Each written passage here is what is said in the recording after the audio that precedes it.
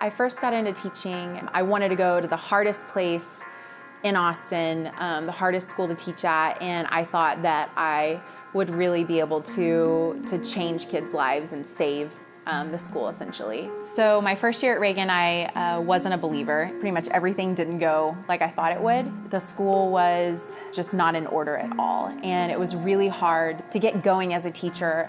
So I thought I was going to be this really amazing teacher when really I could barely function daily because the stresses of kids dropping out of school, kids not coming to school, just being really insubordinate and not wanting to do anything. And so I actually thought about not staying. And then that summer, I just had some friends in my life that kind of started telling me about Jesus. And then that next year, I decided to stay at Reagan. That next year, a friend of mine took me to church, and I heard the gospel for the first time to where it really spoke to me, and I was moved. And so right after that, it was just like a flood of change in my life.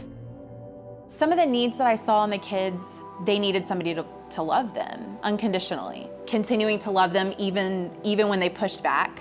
They needed mentorship, and they needed somebody in their life to hang out with them and speak truth into their life. Obviously, it's against the law for me to preach the gospel during school, but it's not against the law for me to do that after school. And so if I created relationships with these kids, that they would also want to spend time after school where we could talk about the Bible, and we could talk about God, and we could talk about truth. The gospel just came up because you get into their lives and they're talking about what's going on. And I actually went to our church and just kind of told them about how we really needed volunteers. They did a big push for volunteering, and we had about 1,000 volunteers come that first year. Those people started mentoring kids, mentorships that still last to this day. And then it kind of led to also we would take all the kids to basketball games together. So we would drive them. We'd load up 3, 4, 5, 6 cars full of kids and drive them all over the place, including out of city. I did a mission trip after my first year, and I brought back video footage from the slum, or one of the slums in Kenya. So my kids were really moved by that.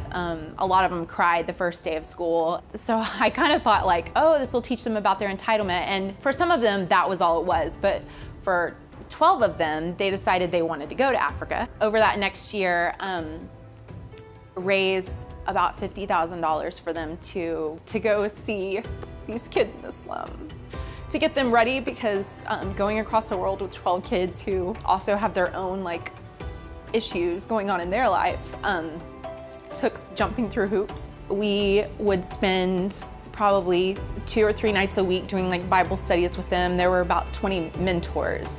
I mentored these 12 kids and just basically loved them and told them about Jesus. It was really amazing how God had this amazing idea to take 12 kids from this school across the world. But in doing that, growing them in their faith. God did all of that, because I have no idea how that happened.